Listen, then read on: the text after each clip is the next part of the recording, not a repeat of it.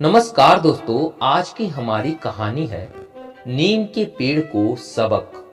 बात उन दिनों की है जब नीम बहुत ही मीठा हुआ करता था और उसके फल भी बेहद रसीले होते थे, बिल्कुल मीठे आम की तरह। नीम के पेड़ पर आम के मौसम में ही भौर आया करता था। दोनों पेड़ों पर फल भी साथ साथ एक ही मौसम में लगा करते थे। दोनों पेड़ लगभग एक जैसे हुआ करते थे, बस फर्क था तो उनके पत्तों में। आम के पत्ते मोटे और बड़े होते थे, जबकि नीम के पत्ते थोड़े छोटे, पतले और गुच्छों के रूप में हुआ करते थे।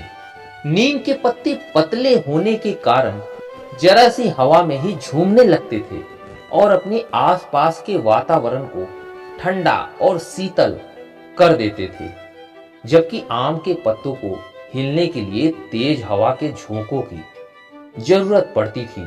इसलिए गर्मी के मौसम में जब दोनों पेड़ों के फल लगने का समय आता था, तब नीम के पेड़ पर पक्षियों के बहुत सारे घोंसले बन जाते थे। दोपहर के समय नीम के नीचे आराम करने वाले पशुओं की संख्या आम के पेड़ से बहुत ज्यादा होती थी। बच्चे भी दिन भर नीम के नीचे ही डेरा डाले रहते थे और फल तोड़ने के लिए पत्थर मार मार कर उसे चोट पहुंचाते रहते थे। नीम को यह बिल्कुल भी नहीं सुहाता था। पक्षियों का शोर उसकी सुबह की सुहानी नींद में खलल डाल देता था और पशु उसके नीचे गंदगी फैला देते थे।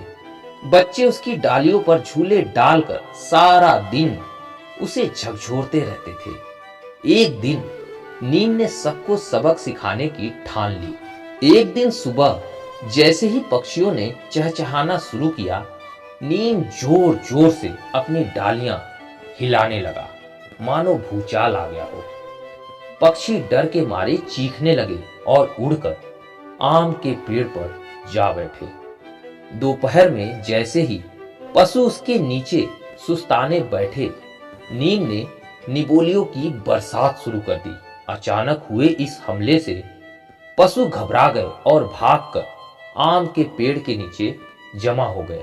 इसी तरह जैसे ही बच्चे झूला झूलने लगे, नीम ने अपनी डालियां नीचे की तरफ झुका दी।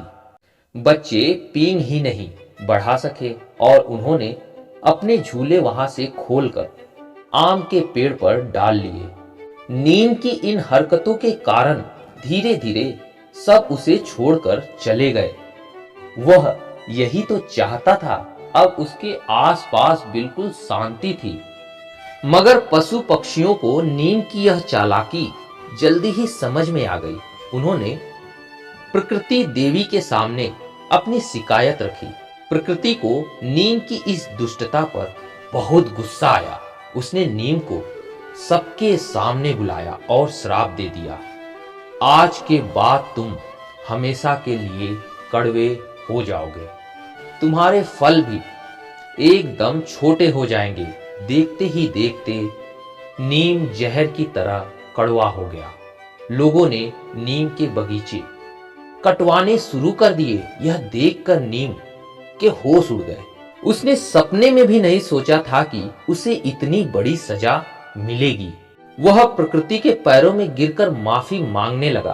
प्रकृति ने कहा, तुम पशु पक्षियों और मनुष्यों के गुनहगार हो। अगर वे सब तुम्हारे लिए प्रार्थना करें तो तुम्हारी सजा मैं कुछ कम कर सकती हूँ। नीम ने सबसे माफी मांगी और अपनी सजा कम करवाने के लिए विनती की। सबके कहने पर प्रकृति ने कहा, मैं अपना श्राप वापस तो नहीं ले सकती, मगर तुम्हें कुछ औषधीय गुण दे सकती हूँ, जिससे तुम सबके लिए उपयोगी बन जाओगे। तुम्हारे फलों को बड़ा तो नहीं करूंगी, मगर उनमें थोड़ा सा रस भर दूंगी ताकि पक्षी तुम्हें पसंद कर सके। और हाँ, कोयल से कह दूंगी कि वो आम के साथ साथ तुम पर भी जाकर बैठे और कूके, ताकि उसकी मीठी तान सुनने के लिए लोग तुम्हें अपने घरों और बगीचों में जगह दें। नीम बहुत शर्मिंदा था। उसे अपने किए की सजा मिल चुकी थी। उसने एक बार फिर सबसे अपने बुरे व्यवहार के लिए माफी मांगी और भविष्य में सबके साथ मिलजुल कर रहने का वादा किया। अगले दिन नीम के पेड़ पर पक्षी लौटने लगे थे। नीम ने झूम झूम कर सबका स्वागत किया। कोयल ने भी मीठे सुर छेड़ दिए। तो दोस्तों, नीम को इस तरह उसकी किए की सजा मिल चुकी थी और वह मीठे से कड़वा हो गया था। उम्मीद है कहानी आप लोग को पसंद आई हो तो लाइक और सब्सक्राइब जरूर कीजिएगा। मिलते हैं अगली कहानी में, तब तक के लिए धन्यवाद।